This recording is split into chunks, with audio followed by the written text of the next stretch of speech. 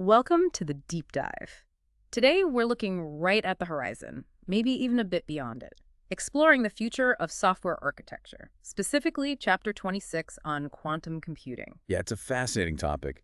The source material kicks off with this great analogy comparing quantum computers today to the Wright Flyer back in 1903. Right, barely functional, maybe a bit clunky, but clearly signaling something huge is coming. Exactly. And the mission for us today is to unpack what that something huge means for architects, especially those building systems now. Because the timeline is actually shorter than you might think, isn't it? We're talking practical quantum computers potentially within, what, 5 to 10 years? That's the projection. And if you think about enterprise systems, they often have lifespans measured in tens of years. So systems designed today, well, they're likely going to encounter this quantum shift midlife. It's not just about speed, though. That's a common misconception, right? It's not just a faster CPU. Oh, absolutely not. Quantum computers don't just do classical calculations faster. They perform computations that classical computers fundamentally cannot do efficiently using principles from quantum physics. Like that Google announcement from 2019, that really caught people's attention. It did. They claimed their quantum computer did a specific calculation in 200 seconds. And their estimate for the most powerful classical supercomputer, something like 10,000 years. 10,000 years versus 200 seconds. That's hard to even wrap your head around. But okay, was that a bit of a cherry pick problem? I mean, what does that raw power actually mean for the typical systems we build? That's the critical point. Quantum computers won't be universally better. They're basically irrelevant for, say, your standard transaction processing, database lookups, payroll systems. So no quantum-powered smartphones anytime soon. Highly unlikely. No QPUs on your desk or in your pocket. They excel at very specific complex problems, things involving combinatorics, optimization, areas where classical computers just hit a wall. Okay, so a specialized tool for specialized problems.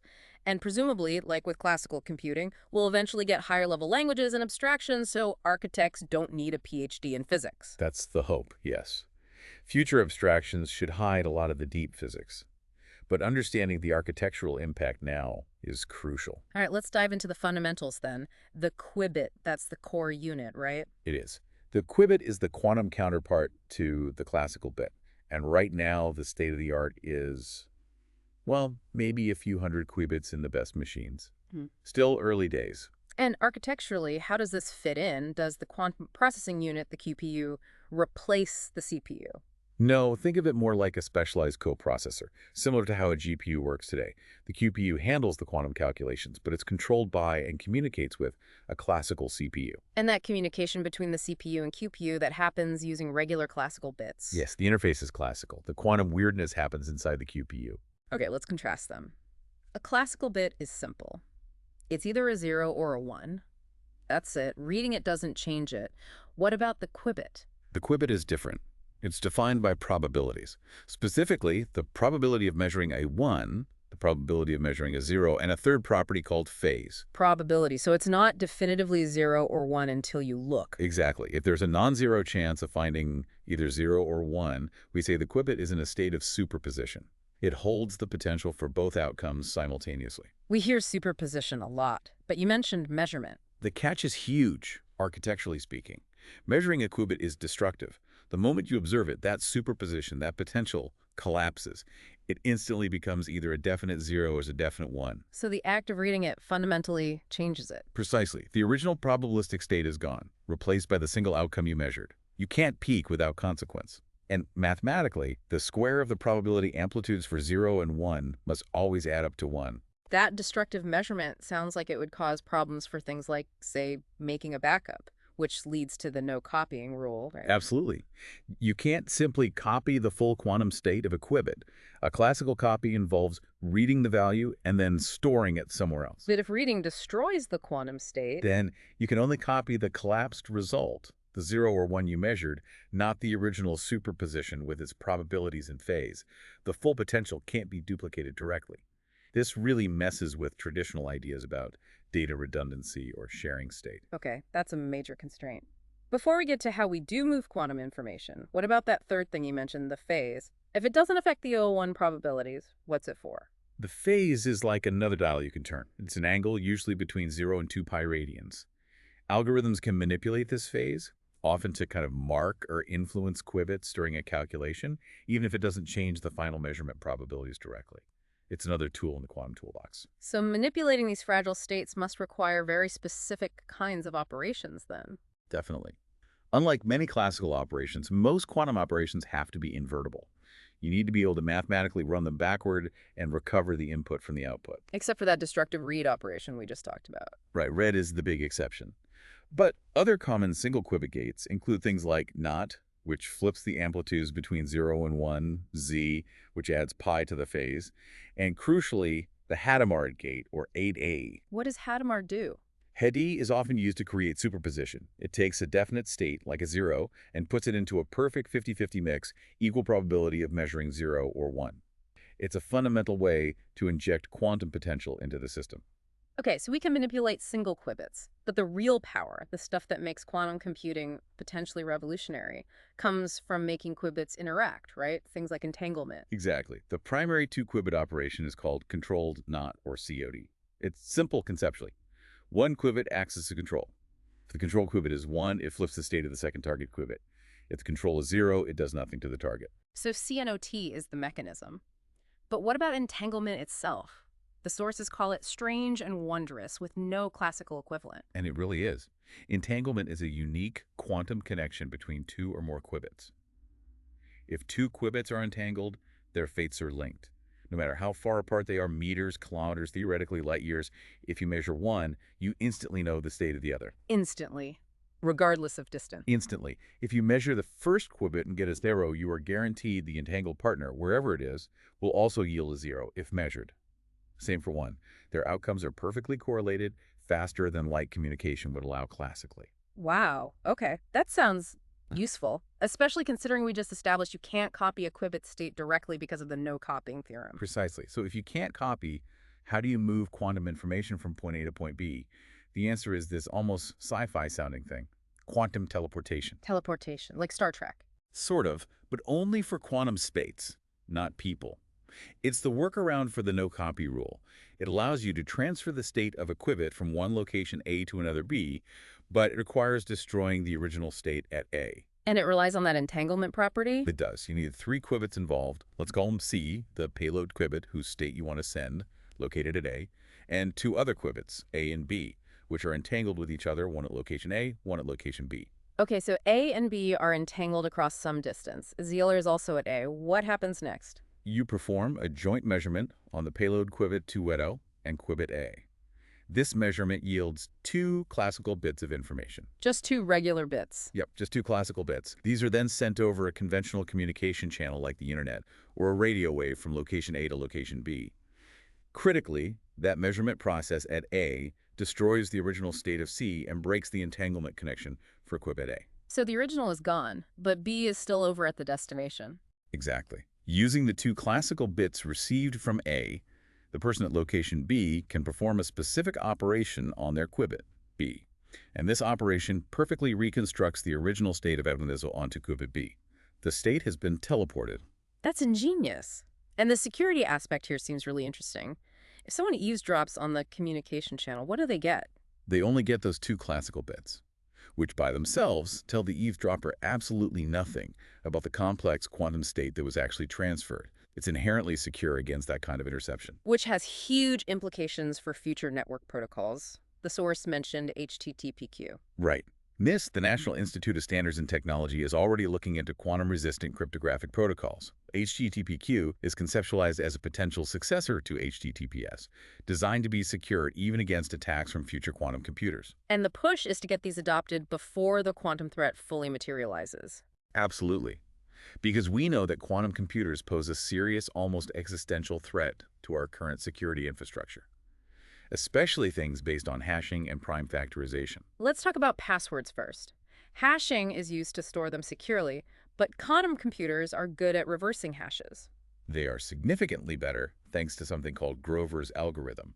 It doesn't break hashing instantly, but it provides a quadratic speedup. Quadratic speedup. What does that mean in practical terms? Think of it like this. If a classical computer needs n steps to brute force a hash, a quantum computer using Grover's algorithm needs roughly the square root of n steps. So if cracking a hash classically takes, say, 1,000,000 years, quantum might do it in roughly 1,000 years. Mm-hmm. If it takes a year classically, A quantum computer might do it in weeks, maybe less than a month. Okay, that makes a lot of currently protected password data suddenly look very vulnerable. it does. But the even bigger threat is to public key cryptography, like RSA, which underpins secure online transactions, banking, communication, everything. And that relies on the difficulty of factoring large numbers, specifically the product of two very large prime numbers, PEQ. Correct. Classically, factoring PQ is an incredibly hard problem. It gets exponentially harder as the numbers get bigger. But not for a quantum computer. Not with Shor's algorithm. Shor's algorithm can factor PQ incredibly efficiently. The running timescales roughly with a logarithm of the number of bits in PQ. It basically makes the core difficulty assumption of RSA, well, invalid. So Shor's breaks RSA, Grover's weakens hashing. This really underscores why architects need to be thinking about post-quantum cryptography now. Without a doubt, the transition needs to happen proactively. Okay, shifting from breaking things to building things. What about the positive applications like in science or machine learning? What's holding those back? Is it just the number of qubits? Qubit count and quality are part of it, but a major missing piece, according to the source, is something called quantum random access memory, or QRAM. QRAM, so quantum RAM, what's special about it? Conceptually, regular RAM takes a specific address, a classical number, and gives you the data stored there. QRAM is theorized to take a superposition of addresses as input. A superposition of addresses. Yeah, and it would return the superposition of the corresponding data stored at those addresses. This capability is crucial for many quantum algorithms, especially in machine learning where you want to process vast data sets simultaneously. But it doesn't exist yet. It's purely theoretical right now, and there's a significant theoretical challenge. The number of physical components needed seems to scale linearly with the number of memory locations you want to access in superposition. Retrieving a superposition of 1,000,000 locations might require something proportional to 1,000,000 physical devices, which could make it impractical for very large-scale QRAM. So QRAM is a major hurdle for quantum big data. Assuming we overcome it, or for problems that don't need massive QRAM, what algorithms show promise?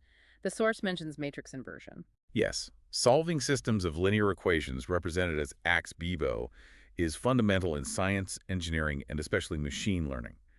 The HHL algorithm, named after Harrow, Hasidim, and Lloyd, offers a potential quantum speedup for this. But again, there are catches, right? It's not a simple plug-and-play replacement for classical solvers. Correct. The HHL algorithm has some important constraints. First, you need efficient quantum access to the vector dollar, which brings us back to needing QRAM or some similar mechanism if BIS is large. Okay, QRAM dependency, what else? Second, the matrix doll itself needs to have certain properties. It generally needs to be sparse, meaning most of its entries are zero, and well-conditioned, meaning it's not close to being singular. And the third constraint sounds tricky, the result itself. Yeah, the solution vector $6 doesn't just pop out as a list of numbers. It appears encoded in the amplitudes of the quantum state, in superposition. You get this sort of quantum representation of the answer. Extracting the specific numerical values you want often requires additional techniques, like amplitude amplification, which uses that phase property we talked about earlier. So powerful, but with significant prerequisites and challenges in getting the input in and the output out. It paints a picture of quantum computing being powerful, but quite particular. Very much so. It's not a Swiss Army knife. Given all these complexities, what are the potential application areas people are actively researching beyond the code breaking we've discussed? Well, major players like IBM are exploring a wide range. Cybersecurity is a definite, as we've seen. But also things like discovering new materials for better batteries, drug discovery and development, optimizing complex systems like financial models or traffic flow, improving weather forecasting, and enhancing AI and machine learning algorithms. That's quite a list. But how much of that is reality versus, say, hopeful speculation? The source is pretty clear that outside of cybersecurity, most of these are still in the realm of feverish research or speculation. They haven't yet led to broadly applicable proven results that outperform classical methods at scale. We're still very much in that Wright brothers phase. Okay, so bringing it back to the architect listening to this. We're in 1903, technologically speaking, but we expect something like Moore's law to kick in for qubits eventually, leading to exponential growth. What should they be doing now? The advice boils down to a few key things. First, just pay attention. Stay updated on the hardware progress qubit counts, error correction, coherence times, and algorithm refinements, especially for things like HHL or quantum simulation if they're relevant to your domain. Tactical advice 1, keep learning. What's 2? Tactical advice 2 is about isolation. Look at your current systems. Identify the components most likely to be impacted or even completely replaced by quantum capabilities down the line. Think cryptography modules, complex optimization solvers, maybe parts of your data analysis pipeline. And isolate them how? Design them with really clear, stable interfaces. Treat them like black boxes. Right. The goal is to make it easier to swap them out later for a quantum-powered service or library without having to re-architect the entire system. Build for future replacement. Good advice. Isolate to insulate. And the third piece? Tactical advice 3 is focused squarely on security readiness. Keep a close watch on the development and standardization of post-quantum cryptography. Understand the migration paths. You need to know when the tipping point arrives, when your current encryption effectively becomes worthless, and be ready to switch to protocols like the eventual HTTPQ or similar standards. So pay attention, isolate vulnerable parts, and prepare for the security transition. It sounds quite defensive, though. Is there an offensive angle, an opportunity here? Absolutely. The preparation shouldn't just be about mitigating threats. Think about the possibilities. We talked about entanglement, enabling instant correlation regardless of distance. Imagine designing communication networks or distributed systems that leverage that. What new architectures become possible if information transfer, in some sense, becomes instantaneous. That's a mind-bending thought. Building systems that exploit rather than just defend against quantum phenomena. Exactly. So, to recap the key takeaways for architects. First, quantum computers offer speedups not by being faster classically, but by using fundamentally different physics, superposition, entanglement, destructive measurement, which unfortunately makes them very good at breaking current encryption. And second, Architects need to prepare now.